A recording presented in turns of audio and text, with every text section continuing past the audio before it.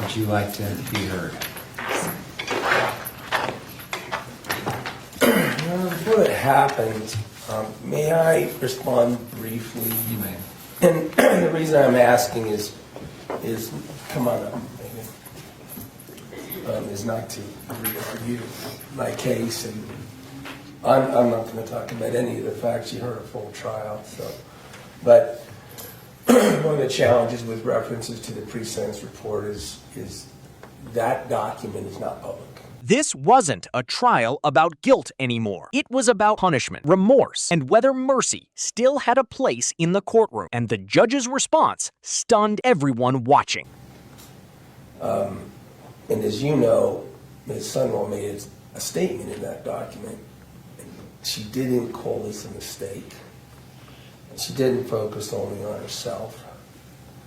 And I think it's important that I speak to that. That she said, I'm extremely ashamed to admit I actually encouraged her to end her life. But for the role I played, Casey might still be alive today. I will also have to live with the pain that my role caused in Casey's death and that it caused... The defense attorney makes a strategic move immediately. He avoids arguing the trial facts and shifts focus toward remorse and accountability because at sentencing, character can matter just as much as evidence. Her life, especially her sister Kylie and Uncle Mark. And I violated my role as a citizen when I lied in the investigation. So I just want to make public that his position. So I want to point out that the pre-sentence report is created. It does reference recommendations, but the guideline matrix in this is prison. So that is unremarkable that pre-sentence report recommends prison. That would be the presumption, and there is an opportunity specifically for AP&P to present an argument as to why they're making a certain recommendation, whether they're aggravating and mitigating factors, and they did not mention anything that you just heard from the state. It simply was a matrix recommendation. So I want to speak to that. I want otherwise to respond. I respect it. What you have set up is the order of communication and representations to the court. So it could be reference to that document that I asked to do that.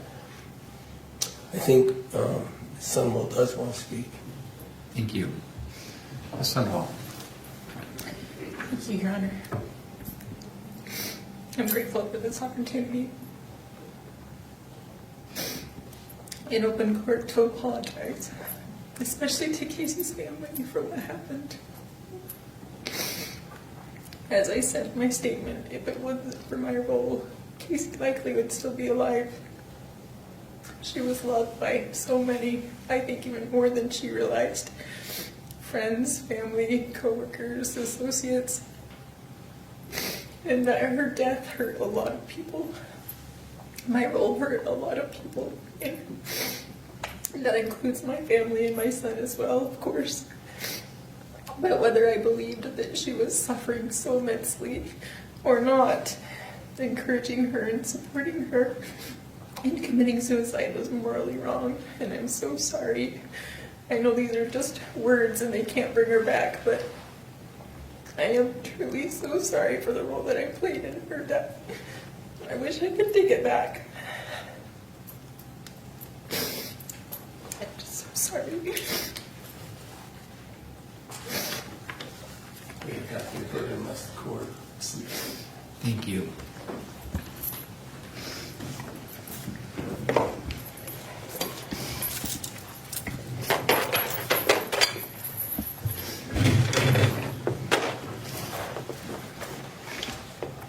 This matter does come before the court for purposes of sentencing, and again, referencing all the parties who have submitted statements, and to everyone involved, the gravity of the decision that I have to make in something like this is not lost on me, and the effects on all involved are just profoundly immense. I understand that. I want to talk a little bit about what I've read in some of the statements and what is contained in the pre-sentence report. First off, I want to single out a statement that Mr. Williams did from Casey's uncle, Mr. Farnsworth. He testified at trial. I mean, he was on the stand for quite a bit, and he was very familiar with the situation and lived in the same house with Casey. Mr. Farnsworth, I want to tell you I appreciate your understanding of our system and how it works. And in particular, I appreciate the empathy you've shown toward Ms. Sunwall's family. Then, the defendant speaks directly to the court. She admits her actions played a role in Casey's death and says she'll live with that regret forever. While acknowledging your own family's continued suffering. Those are not statements I see every day. So, thank you. Also from those statements, it's clear that Ms. Sunwall, you are supported by many, many, many people. It's only going to help you moving forward. In trial, we were shown an exhibit that was a photo that was next to Casey's pillow. And it appeared to be a picture of you and Casey. And on the frame, it said best friends, or something to that extent. I'm not sure how a person gets to the point that you did with your best friend. From the evidence in trial, it really appeared to be an extremely dysfunctional relationship. And in reading the countless texts with talk of death and life insurance and suicide, and many of those texts that you received from Casey, being a trained nurse, even in context, would be just considered unbelievable. I want to talk now about something I also don't see that often in this courtroom, in this kind of setting. In every pre-sentence report that's prepared, the defendant is given a chance to write a statement. And Ms. Sunwall, I want to read some of yours so everybody can hear. And your attorney's already alluded to or read some of those statements. But I want to read some of your statements. You specifically wrote, "Because I believe she was suffering so immensely, I did not discourage her from ending her own life. In fact, I am extremely ashamed to admit that I actually encouraged her to end her life. I have spent countless hours pondering on how I could have allowed myself to lose sight of my own beliefs, how I allowed myself to stray so far from the very core of my being, my principles, my character. But for the role I played, Casey might still be alive today. I will have to live with that shame, the absolute regret, the overwhelming remorse at my role every day, every hour, every minute, every second for the rest of my life. Even more than that, I will also have to live with the pain that my role in Casey's death caused all the people in her life." The courtroom grows quiet as the judge reads her own written statement aloud. Not just legal admissions, but emotional ones. Kind judges rarely hear in serious criminal cases. Especially her sister Kylie and her uncle Mark.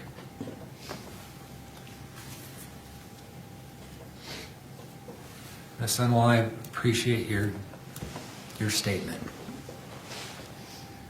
It shows some self-awareness. And that's not something I always see. In fact, it's rare.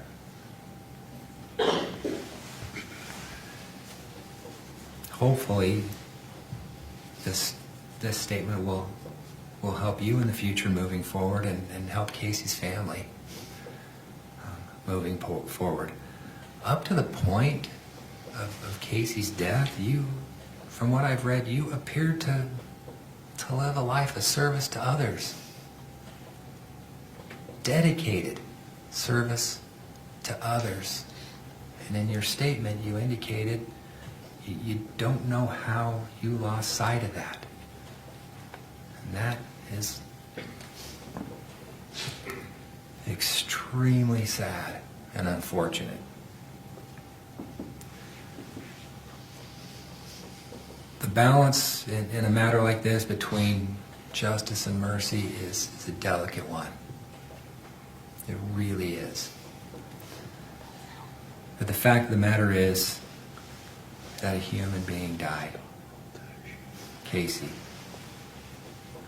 She died too soon.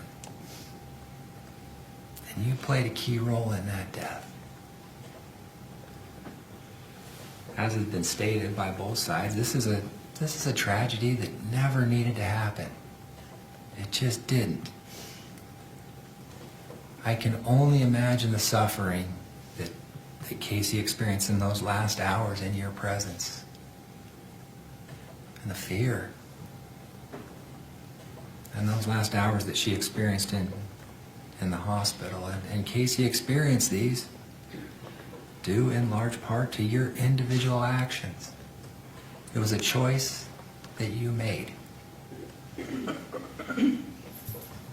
I truly wish the best for Casey's family, and I ache for what you have been through and what you will go through. Ms. Sundwell, I also hope you and your family can find your way through this. Because unlike Casey, you still get to live your life. And I truly hope you make the most of it. I really, really do. As I said before, the impact on Ms. Sundwell, you and your family, and Ms. Terry's family are just incalculable. But despite recognizing her remorse, a life was lost, and accountability still carries consequences.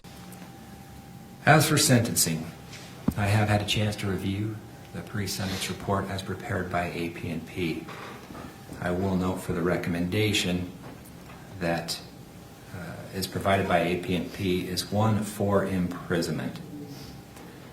And based upon the information and evidence before the court, that is what I am going to order. As to the count of manslaughter, a second-degree felony, I will sentence you to a term in the Utah State Prison of 1 to 15 years. As to the count of obstruction of justice, a third-degree felony, I will sentence you to a term in the Utah State Prison of 0 to 5 years. Based upon the circumstances and facts before the court, having been through or viewed the evidence in trial and reviewed the pre-sentence report, I am going to order that those counts will each run concurrent to each other. I will also make a recommendation to the board that you be given credit for time served. But ultimately, that's going to be up to the board. All I can do is make a recommendation. It will also be up to the board to make the determination of how much time you actually have to serve. I don't get to make that decision either. I can only impose the maximum, and the board takes it from there. But this is a case where prison is warranted based upon the facts and circumstances before the court. Ms. Sundwell, I want to tell you that your story doesn't end here. You're going to get out of prison, and you're going to live your life. And you will get to decide how 30 days to contest this sentence. I would ask that you consult with your attorney if you have any questions. The state has requested a hearing regarding restitution. Counsel, how much time do we need? Probably just a few weeks. Did you say how many weeks? Just a few weeks, or whatever is convenient for Mr. Williams' schedule.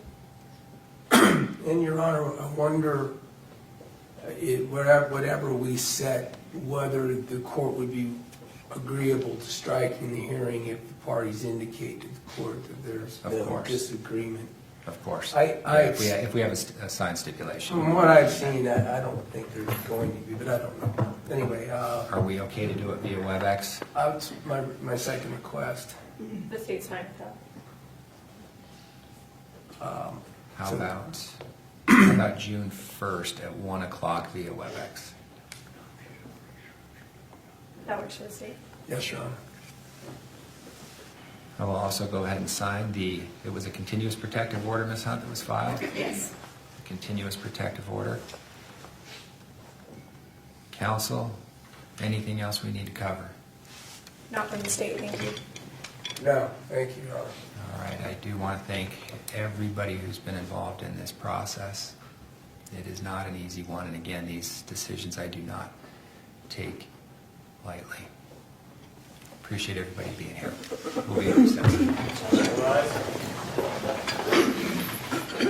In the end, prison is imposed, but not without hope. The judge tells her that her story doesn't end here. A rare courtroom moment, balancing justice, punishment, and redemption.